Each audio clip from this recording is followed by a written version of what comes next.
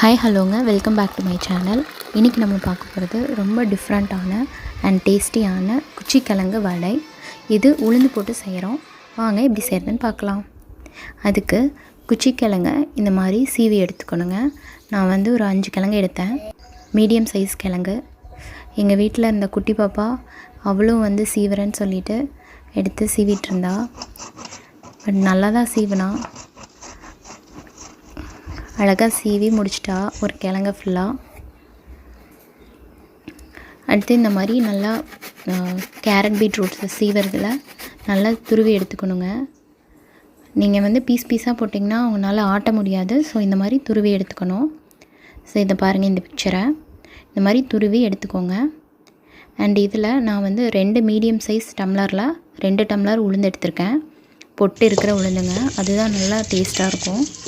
So அதை இந்த மாதிரி ஆட்டாங்கல்லில் போட்டு ஆட்டிக்கணும். ஸோ ஓரளவுக்கு ஆட்டினதுக்கப்புறம் நம்ம துருவி வச்சுருக்க அந்த குச்சி கிழங்கு இருக்கிறீங்களா, அதை வந்து போட்டுக்கணும். அதை போட்டு அதுவும் ஆட்டி விடணும் நல்லா. இது வந்து கொஞ்சம் டைம் எடுக்கும், பட் டைம் எடுத்தாலும் ரொம்ப ஹெல்த்தியான ஒரு டிஷ் இது. நல்லா ஆட்டணும்.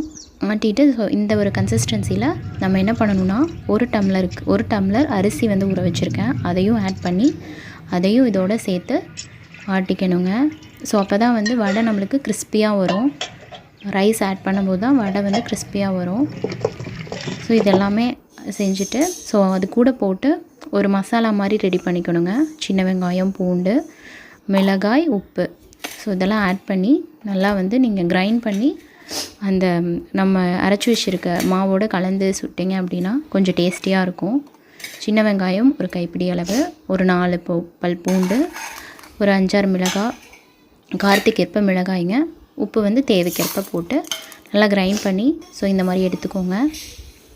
இதோட நம்ம கொத்தமல்லி நார்மலாக போடுவோம் இல்லைங்களா, கொத்தமல்லி, ஜீரகம், மிளகு கூட போடலாங்க. நான் மிளகு போடல, எங்கள் வீட்டில் பாப்பா இருக்கனால நான் மிளகு போடலை, நான் வாயில் படும் அப்படிங்கிறனால.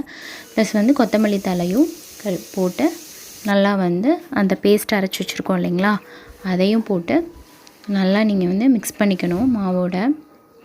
ஸோ இந்த மாதிரி மிக்ஸ் பண்ணிவிட்டு எண்ணெய் சூடானதும் அதில் போட்டு ஃப்ரை பண்ணணுங்க. ஸோ இது பார்த்திங்கன்னா இதில் வந்து கார்போஹைட்ரேட் இருக்குது. நம்ம உளுந்தும் பார்த்திங்கன்னா எலும்புக்கெல்லாம் நல்லது. ஸோ இது வந்து கொஞ்சம் டிஃப்ரெண்ட்டாக இருக்கும். சில குழந்தைங்க வந்து குச்சிக்கிழங்கெல்லாம் சாப்பிட மாட்டாங்க வேக வச்சா. ஸோ இந்த மாதிரி பண்ணி கொடுக்கலாங்க. ரொம்ப ஹெல்த்தியான டிஷ்ஷு. நார்மலாக நம்ம உளுந்து வடை சுடுறதை விட இந்த மாதிரி குச்சிக்கிழங்கு போட்டு சுடும்போது, சீசனில் குச்சிக்கிழங்கு கிடைக்கும்போது இந்த மாதிரி சுடும்போது ரொம்ப நல்லாயிருக்குங்க. டிஃப்ரெண்ட்டாக இருக்கும், குழந்தைங்களும் விரும்பி சாப்பிடுவாங்க. ஸோ இந்த மாதிரி ட்ரை பண்ணி பாருங்கள்.